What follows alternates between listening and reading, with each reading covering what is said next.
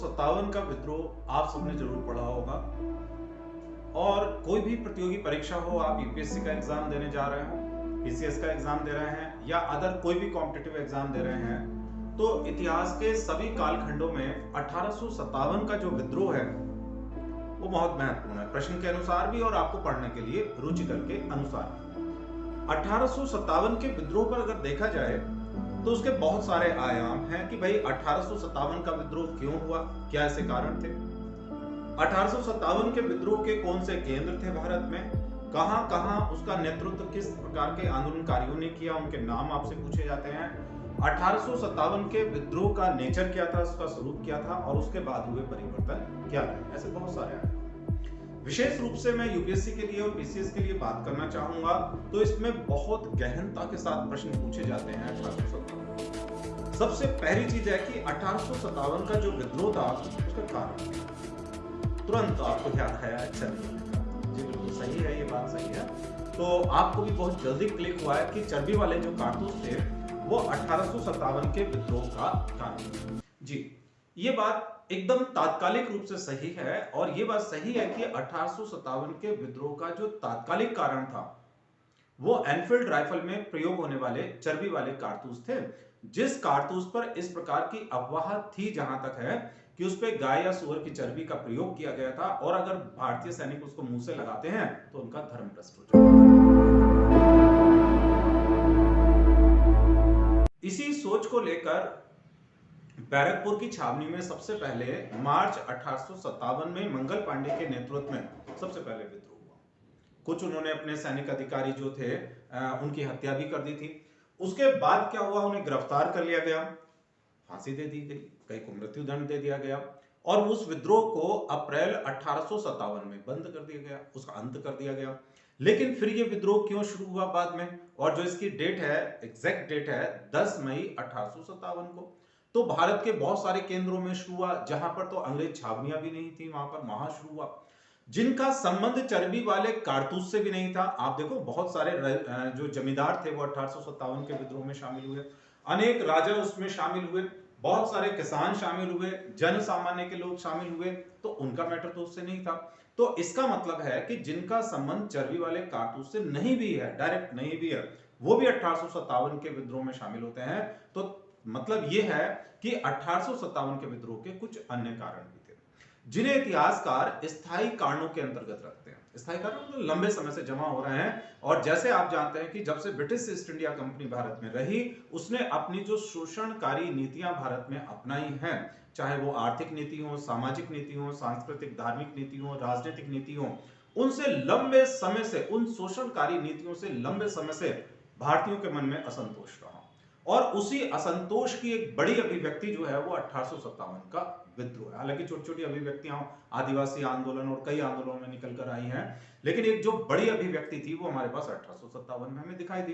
तो इसके जो मूल कारणों में अगर हम जाएंगे तो चलिए एक एक कर देखते हैं। सबसे पहला महत्वपूर्ण कारण है आर्थिक शोषण। ब्रिटिश भू राजस्व व्यवस्था के द्वारा जो आर्थिक शोषण हुआ, जिसने भारतीय कृषि व्यवस्था को बिल्कुल एकदम तबाह कर दिया, किसानों को बड़े पैमाने पर भूमिहीन कर दिया, उनको ऋणग्रस्त कर दिया गया। ऐसे किसानों को, तो भारत का एक बड़ा भाग जो किसानों के रूप में था वो उसी शोषण से मुक्ति पाना चाहता था, जो इस जाकर इस विद्रोह में शामिल होता है। ठीक है, इसके अलावा हम लोग बात करेंगे जैसे कुछ राजनीतिक कारण हैं। तो राजनीतिक कारण में वेलेस्ली की सहायक संधि, जिनमें कितने राज्यों को मित्रता के आधार पर कमजोर किया गया, और जब वो राज्य कमजोर हो गए तो धीरे धीरे उनका ब्रिटिश भारत में विलय कर लिया गया। तो लॉर्ड वेलेस्ली की सहायक संधि के द्वारा अनेक राज्यों को जो विलय किया गया, उसके प्रति उन राज्यों में असंतोष था। इसके अलावा जब डलहौजी भारत में आया तो उसकी गोद लेने की नीति जो थी, डॉक्ट्रिन ऑफ लैप्स थी। ठीक है, कुशासन का आरोप लगाकर किसी भी राज्य का विलय कर लेना, या फिर कोई भी आरोप लगाकर युद्ध कर उसका विलय कर लेना। तो चाहे पंजाब का विलय हो, मैसूर का विलय हुआ हो, मतलब पीछे झांसी के मैटर आपके पास हो, तो अनेक राज्यों का जो विलय है लॉर्ड वेलेस्ली की नीति और डलहौजी की नीतियों के द्वारा किया गया। भाई जिन राज्यों का राज्य जाएगा, मान लीजिए कोई भी राजा है उसका राज्य चला जाएगा, तो उसमें ब्रिटिश कंपनी के खिलाफ तो असंतोष होगा ही, क्योंकि वो अपने राज्यों को दोबारा से पाना चाहते हैं। झांसी के मैटर में आप देखिएगा, गोद लेने के नियम के आधार पर ही झांसी जो था वह असंतोष की उस अभिव्यक्ति में चल उठा था। ये भी कारण था। सामाजिक सांस्कृतिक कारणों में देखें तो भारत में 1813 से ईसाई मिशनरियों को धर्म प्रचार की आज्ञा दी गई, बहुत बढ़िया। लेकिन उन्होंने किया उन्होंने आदिवासी क्षेत्र, भारत के जो दूरस्थ क्षेत्र थे, वहां जाकर लोगों को क्रिश्चियन धर्म में कन्वर्ट करना शुरू कर दिया। इससे भी लोगों में इस बात का भय व्याप्त था कि जो हमारा धर्म है वो कहीं ना कहीं खतरे में। सांस्कृतिक रूप से बहुत सारे हस्तक्षेप की नीतियां शुरू की, भले ही वो सकारात्मक थी, लेकिन भारत के बहुत बड़े वर्ग ने उसे शोषण के रूप में देखा। सत्य प्रथा के लिए कानून बनाए गए, विधवा विवाह के लिए कानून बनाए गए, बाल विवाह के। मैं कह रहा हूं कि वो सकारात्मक थे, लेकिन जब सारी चीजें नकारात्मक होती है, उसमें 2 कदम अगर सकारात्मक हो जाएं तो लोग उसको भी अदरवाइज के रूप में देखते हैं। ये भी एक हमारे पास कारण था।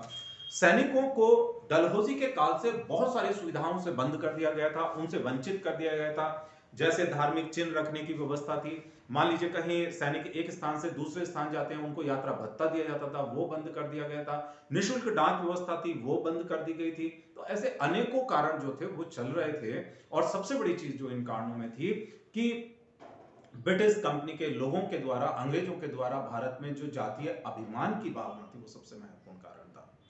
वो तो एक विचारधारा को लेकर भारत में आए थे, और वो विचारधारा थी व्हाइट मैन्स बर्डर, यानी कि जो श्वेत जाति के लोग हैं वो कैसे हैं, वो सभ्य हैं, और जो एशिया हैं, अफ्रीका के लोग हैं, जो ब्लैक हैं, उनके समक्ष वो असभ्य है। तो इनको, असभ्यों को सभ्य बनाने के लिए उनकी नीति जो थी व्हाइट मैन्स बर्डन की नीति थी, और उसी के आधार पर वो मानते थे कि इनका धर्म, इनकी जो कल्चर है वो कैसी हीन है। तो वो कभी भी किसी दूसरे देश में, किसी कल्चर में वो एडजस्ट हो ही नहीं सकते वहां पर, क्योंकि वो जब आप अपने आप को बहुत सुपीरियर मान रहे हैं तो निश्चित बात है आप उसके साथ एडजस्ट नहीं होंगे, और जिनका आप शोषण कर रहे हैं वो आपसे कभी भी आपके साथ नहीं जुड़ पाएंगे। तो ऐसे ही असंतोषों की जो अभिव्यक्ति थी वो 1857 ही था। हाँ, बस उसमें चिंगारी लगाने का जो काम था वो छतरी वाले कारतूस ने किया। 10 मई 1857 को मेरठ से इस विद्रोह का प्रारंभ हुआ। यहां से सैनिक निकलते हुए लाल किले तक पहुंचते हैं, लाल किले में बहादुर शाह जफर से मिलते हैं, उन्हें भारत का बादशाह घोषित किया जाता है, और उसके बाद इस विद्रोह का जो प्रारंभ है वो मेरठ से अलावा दिल्ली, झांसी, लखनऊ, कानपुर, इलाहाबाद, फैजाबाद, बहुत सारे उत्तर भारत के सेंटर में आया।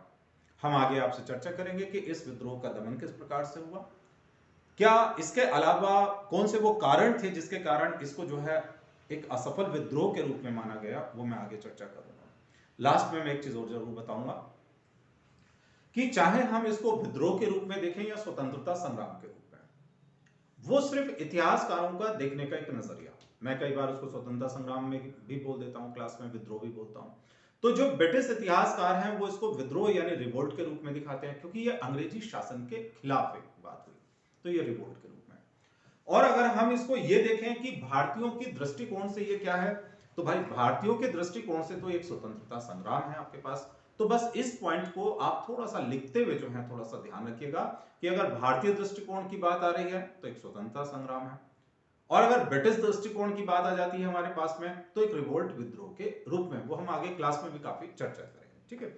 तो आप इस पूरे टॉपिक को पढ़िए, आगे इसके विभिन्न आयाम होंगे, हम आपसे चर्चा करेंगे। Thank you.